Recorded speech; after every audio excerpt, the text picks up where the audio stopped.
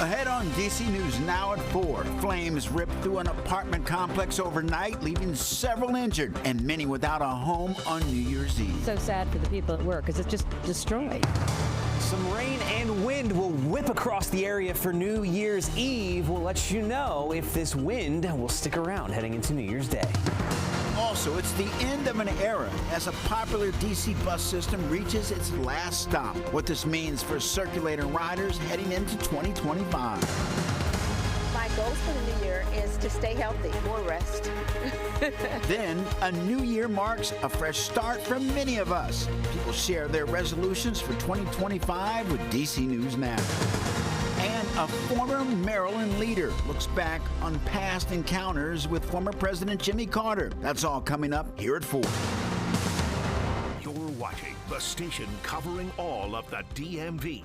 This is DC News Now. Happy New Year's Eve, and thank you for joining us for DC News Now at 4. I'm Mark Hall.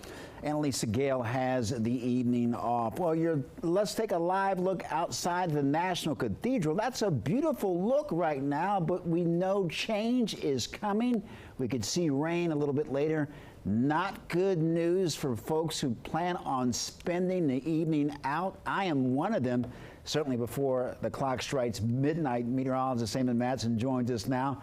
Damon, tell us what we need to know. All right, Mark, we got you covered, and all of you out there, we got you covered as well. Yeah, Mother Nature just deciding, hey, let's go ahead and make things interesting on this last day of 2024. We have a storm system that is sweeping across the DMV with plenty of rain, and you are seeing it correctly here, folks. Those are flashes of lightning. Yes, a few embedded thunderstorms have been noted along this line as well. Now, thankfully, that thunderstorm threat not all that high. Some of us could hear a few rumbles out there, but right now, this line of steady rain, it is stretching from the Blue Ridge and Shenandoah Valley straight up I-81 into Martinsburg and Hagerstown, where that rain is a little bit more broken up. It's still dry for the moment over toward DC and I-95, but again, this rainfall is quickly moving eastward. It is soggy, stretching from Culpeper, seeing a good amount of steady rain there, up into Warrenton, even parts of Loudoun County now seeing some of that steadier rain, and this will continue to push into Prince William, Fairfax, Montgomery counties, and then DC.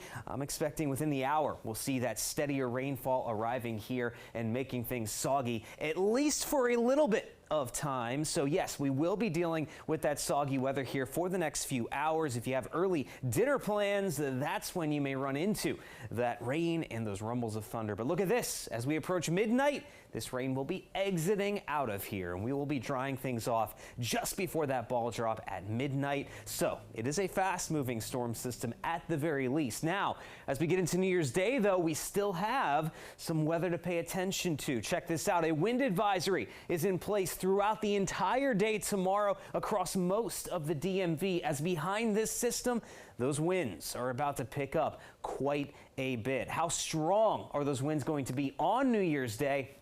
And are we talking about some mountain snowfall to go along with that for our folks out to the west tomorrow? We'll have a full look at your forecast coming up here in just a bit. All right, Damon, thank you. Well, new details on a devastating condo fire in Northwest. We're told 35 people are displaced. 2 people are seriously hurt after smoke and flames tore through several units earlier this morning. Video from DC Fire shows the massive flames billowing in the air. It happened along Chapin Street near the corner of 15th Street and Columbia Heights neighborhood. DC News Now's Dave Laval joins us from there. Dave, any word on how the fire started? Well, good afternoon to you, Mark. Unfortunately, we don't know what started this fire, as investigators are still trying to find the cause of it. What we do know is the flames forced everyone out of the 4-story condominium building right behind me and seriously injured 2 women. So thankful that Thomas and Sarah weren't here. Susie Brown surveys the damage a fire caused to the condominium building where her daughter and son-in-law live. So sad for the people at work because it's just destroyed. 100 DC Fire and EMS personnel responded to the New Year's Eve blaze along Chapin Street Northwest just before 1 a.m. They found flames going through the roof and units in the building. I'm really worried about them. Emily Goldman came by later Tuesday to check on her friend's cats who live on the 3rd floor. Goldman's friend is out of town. They found one cat running around. They weren't able to find the other. Goldman said firefighters put out treats for the pets until they can be caught. Daniel Block owns a condo in the building next door. He rents it since Block and his family live in Maryland. No one currently lives there. It's okay. There's very little damage. There were some doors that were kicked in. I think the firefighters were just checking to make sure everybody was okay. Firefighters rescued several people as all 20 units in the building had to be evacuated. 2 women went to the hospital, one with serious injuries, the other had critical injuries. The American Red Cross is working with 9 of the affected families, and we're told that number could rise as the days go along here. Meanwhile, we are told by firefighters it could be Thursday before families will be allowed back inside their condos. We are live in the Columbia Heights neighborhood. Dave Laval, DC News Now. Dave, thank you. Montgomery County Police are looking for a repeat burglary suspect. Well, he's accused of hitting the same shop 3 different times. Here's a photo of the suspect. Police say that each time he targeted the Tobacco Hut on University Boulevard West in Silver Spring.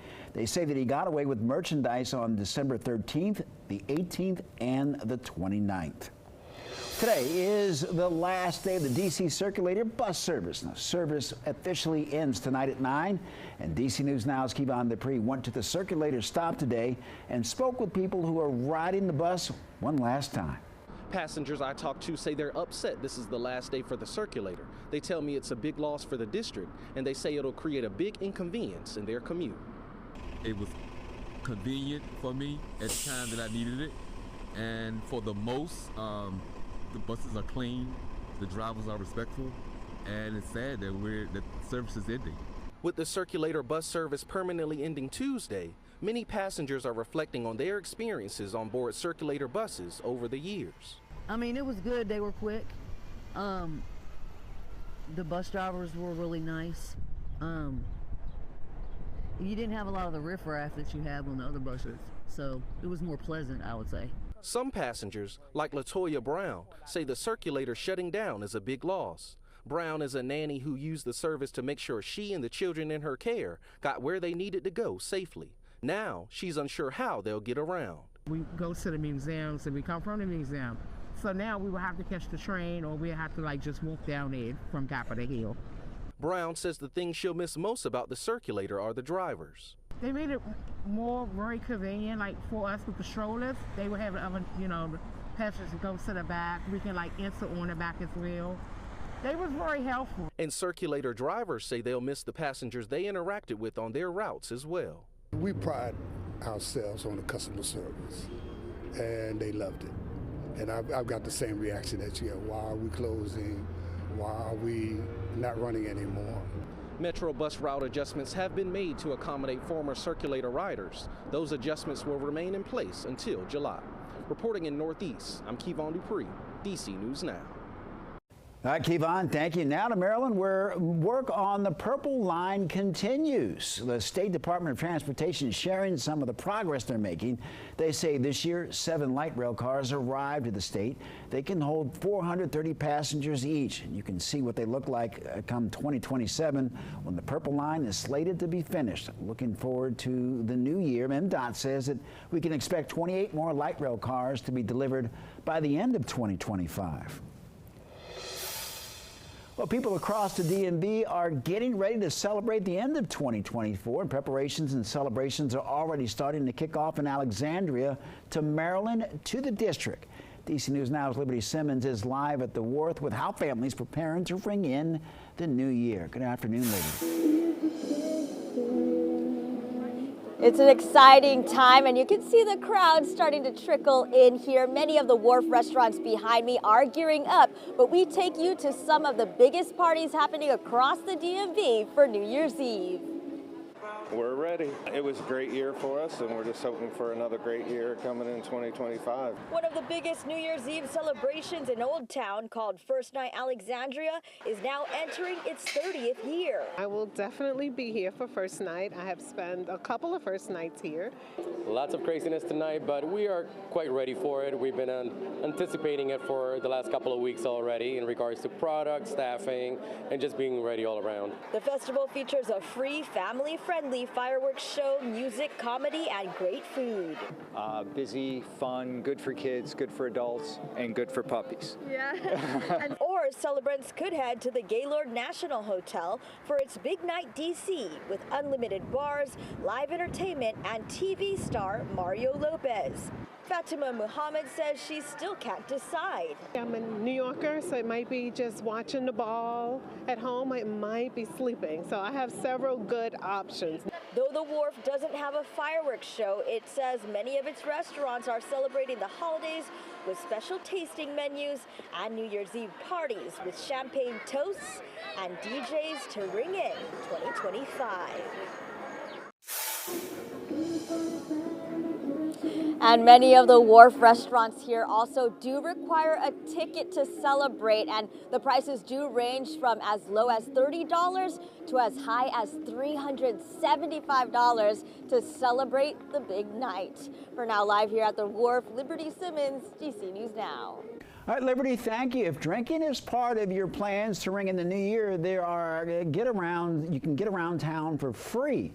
Lyft is teaming up with the Washington Regional Alcohol Program, or WRAP.